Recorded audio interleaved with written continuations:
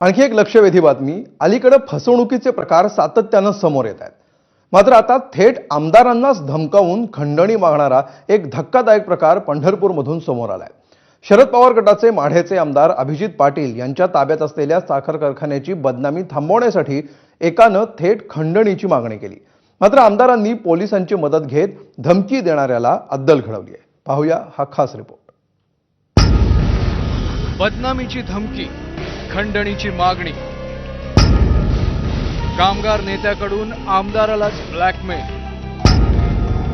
पोलिसांचा सापळा, खंडणीखोर जाळ्या। हे आहेत सोलापूरच्या माढ्याचे आमदार अभिजित पाटील। शरद पवारांच्या राष्ट्रवादीचे आमदार असलेल्या अभिजित पाटलांच्या ताब्यात श्री विठ्ठल सहकारी साखर कारखाना। मात्र राज घोडके नावाच्या एका तथाकथित कामगार नेत्यानं बदनामीची धमकी देऊन आमदार पाटलांकडे 1 कोटींच्या खंडणीची मागणी केली। अभिजित पाटील यांच्या ताब्यात असलेल्या कारखान्याच्या काही जुन्या देण्यावरून घोडके आंदोलन करत होते। यासाठी त्याने कामगार आणि व्यापाऱ्यांना उस्कवायचं काम सुरू ठेवलं होतं। पाटलांचे स्वीय सहाय्यक नितीन सरडे यांनी त्यांच्याशी चर्चा केली तेव्हा त्याचा खरा उद्देश समोर आला। त्याने थेट 1 कोटी रुपये खंडणी द्या तरच मी कोणतीही बदनामी करत नाही अशी उघड मागणी केली होती।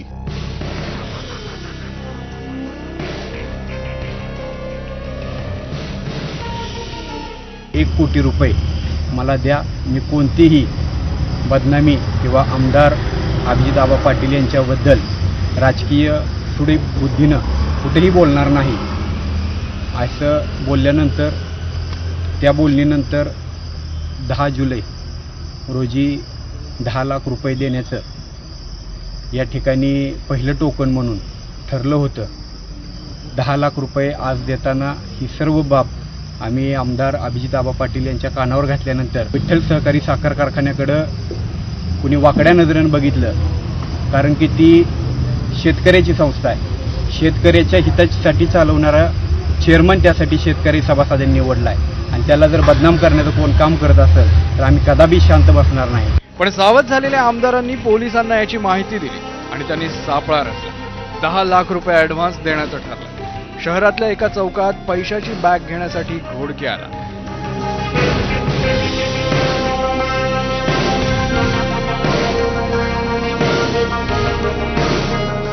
पण याच वेळी पोलिसांनी घोडकेला ताब्यात घेतलं।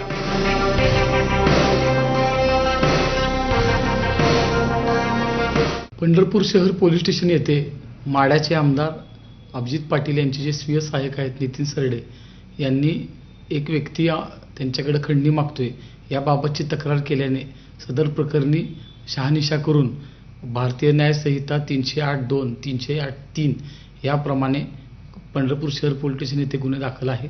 आरोपी किरणराज घोडके याने आमदार तसेच विठ्ठल कारखाना विरोधात काही बोलणार नाही म्हणून 1 कोटीची खंडणी मागितली होती आणि ॲडव्हान्स स्वरूपात 10 लाखाची रक्कम स्वीकारताना त्याला ताब्यात घेण्यात आलेला आहे।